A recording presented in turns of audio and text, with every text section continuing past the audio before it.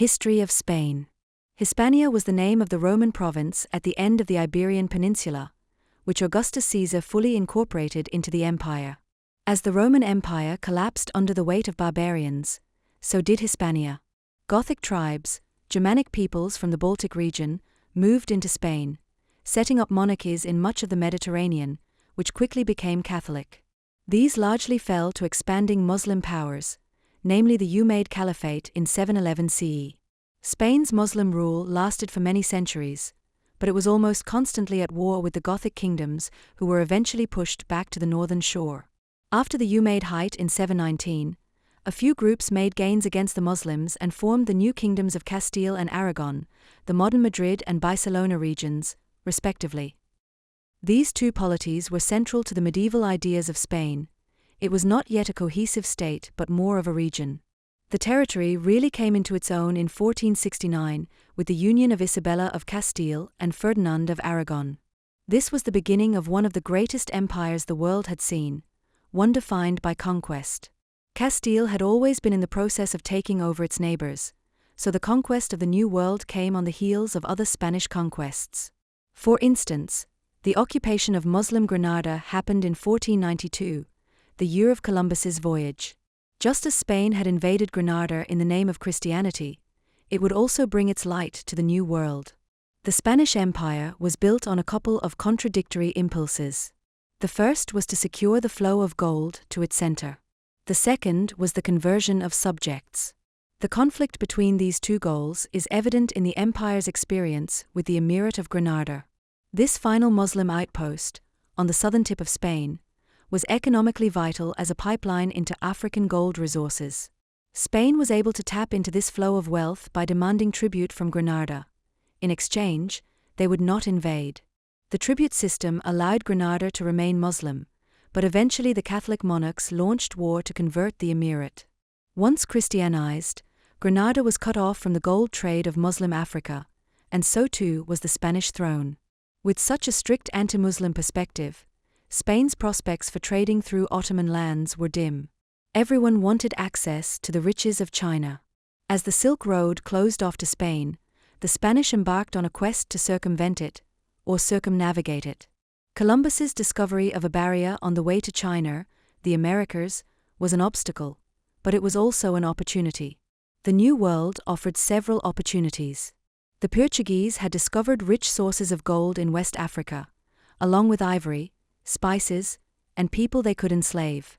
Spain eyed their network carefully.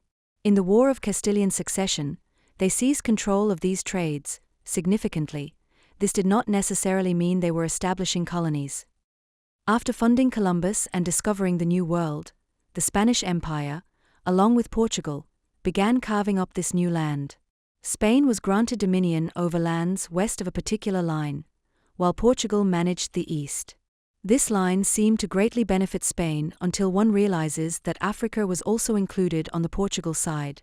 By 1511, the Americas, with a power center in Santo Domingo in what is now the Dominican Republic, had become a vital part of the Spanish Empire.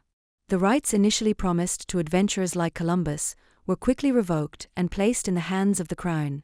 This was a venture for the Catholic monarchs. But Spain was split on how to handle the empire's new lands. In 1516, the powerful royal family, the Habsburgs, took over the dynasty, and Spain became concerned with old world issues. It viewed the New World as a venture for conversion. Only after the Aztec and Inca conquests were the Americas seen as a source of vast wealth. And when this wealth arrived in Europe, it was in the form of a flood, fueling inflation and wars in Spain. By 1556, the Habsburgs controlled, in addition to Spain, the Netherlands, Luxembourg, Milan, Naples, Austria, and parts of Hungary, Bohemia, and Transylvania. From the perspective of France and England, Spain was a rival, an aggressive one, married to the most powerful family in Europe, fueled by wealth, and seeking to expand. France allied with the Ottomans while the English faced down the dreaded Spanish Armada. This horrifically large Habsburg fleet sailed to attack Elizabeth I and stop the spread of Protestantism once and for all in 1588. The venture ultimately failed in a spectacular fashion thanks to Spanish incompetence, English and Dutch prowess, and adverse weather. While Spain would rule the seas for another 100 years, the stage was set for Britain's domination. By this point, after the fall of the Aztecs and Inca, Spain was receiving a glut of money and throwing it at its neighbors. However, a population can't eat silver. A better strategy might have been to trade that silver for valued Chinese goods. Instead, Spain fought with Brunei over domination of the Philippines, which was becoming a major dumping ground for a lot of that New World silver, and a major buying point for Chinese goods. The Spanish Empire was occasionally gold-rich, but as lottery winners understand, riches come and go. And Spain's went. Both before and after its Armada was defeated, Spain went into bankruptcy. Its wars were growing increasingly expensive. The 17th century marked the steady dispossession of Spanish lands across Europe, as European powers fought the overextended Spaniards. The Netherlands became independent, Portugal revolted, and the English and Dutch established competing colonies in the New World, in violation of the Pope's decree. They were Protestant countries. Why should they care what the Pope says? The 18th century was a low period, as Spain's new Bourbon dynasty maintained some possessions while other losses were set in stone. The Bourbons also sought to increase revenue. Why was Spain constantly bankrupt if their colonies were so rich? These reforms increased the flow of money and solidified the inequality that sparked revolts across the empire. The story of the Spanish Empire ends at the height of this prosperity. In the 1700s, the Spanish colonies were rich and growing in power, but they were also annoyed at their poor cousins in Europe, who adopted a superior attitude. Things were set to break, which they did when Napoleon invaded and ousted the Bourbons in favor of his own kin. However, that's a story for a later time. Special units and structures. Conquistadores. The conquistadores, Spanish for conquerors, were the vanguard of the Spanish conquest of the Americas during the 15th and 16th centuries. Equally explorers and soldiers, they became renowned for military exploits, but rarely had military backgrounds. They often emerged from poor families or lesser nobility and sought a better, richer, future abroad. In the New World, conquistadores were tasked with uncovering land and resources the Spanish Empire could exploit. This process involved founding new colonies, initiating trade, mapping the land, and subjugating local populations wherever possible. These activities were intended to create footholds for additional infrastructure, the army proper, missionaries, merchants, that would eventually establish a more permanent presence in the Americas. However, conquistadores were primarily interested in finding riches, as they were permitted to keep much of what they found. In their search for gold and silver, they overthrew significant kingdoms and empires in the New World, including the Inca and the Aztecs, and introduced Old World diseases like smallpox into the population. The combination of violence and sickness caused the deaths of millions of indigenous peoples. Conquistadors were difficult to control and unsuited for proper positions of authority, so as the Spanish Empire shifted from exploration to colonization, these explorer soldiers were phased out in favor of governors and colonial staff. Plaza. The plaza was the center of Spanish government and society. These large open squares drew together the administrative buildings of a town or city, including the Casa Consistorial, the law court, and trade buildings of the Casa de Contratación, as well as the local church or cathedral. Because of its size and prominent location, the plaza was a key space for communal assemblies, operating as a site for social gatherings and celebrations as well as military parades. It was a consistent element of Spanish urban planning, so much so that it was exported to settlements around the world during Spain's era of expansion and colonization. Casa de Contratación. Spain secured vast wealth and power through international endeavors, but these exploits were not effortless. They required immense preparation, organization, and maintenance, and in 1503 the Crown opened the Casa de Contratación, House of Trade, in Seville to administer the demands of expansion. The Casa's responsibilities were many, from handling the finances of Spain's trading empires through taxation, revenue, and duty collection to organizing trade missions as well as provisioning and licensing the ships of the treasure fleet.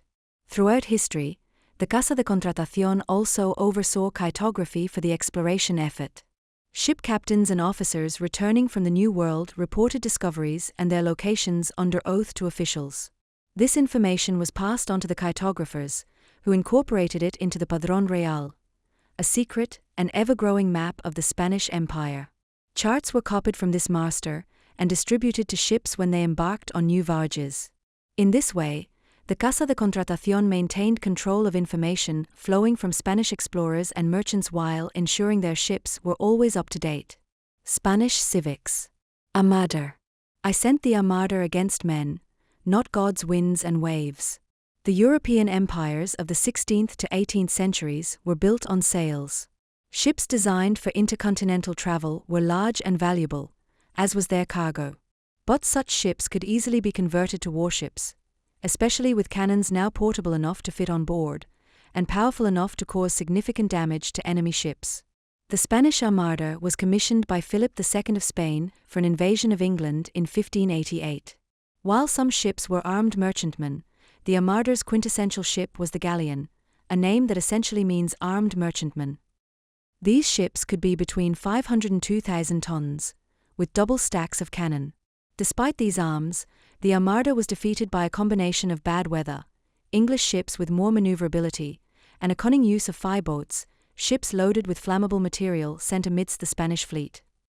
Council of the Indies.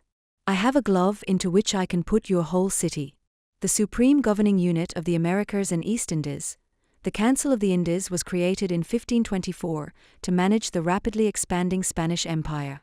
Before this, adelantados, contracts awarded to adventurers, had been extremely lucrative for individuals, but the system represented a threat to centralized Spanish authority. The council replaced this old order. It was largely independent but reported directly to the monarch and oversaw New World taxation, expeditions, and wars. Oddly enough, the council remained in Spain, despite its need for regular contact with the Indies. It included the Casa de Contratación, the body that oversaw trade in the New World. At the end of the 18th century, as Europe again faced massive disruption, the council closed down. New World riches. We came to serve God and get rich. Spanish expansion had three interrelated goals: gold, glory, and God.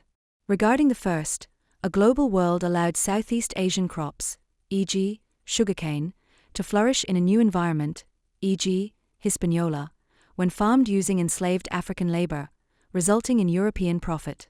The mines that enriched the Inca and Aztec empires could also be exploited for Spanish gain, or taken to trading stations in Manila and exchanged for Chinese goods, which proved even more profitable.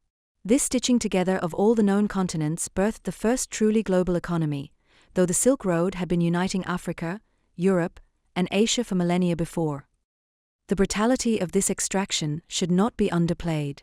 While Isabella castigated Columbus for enslaving indigenous Americans, Spanish colonies relied heavily on the exploitation of local groups.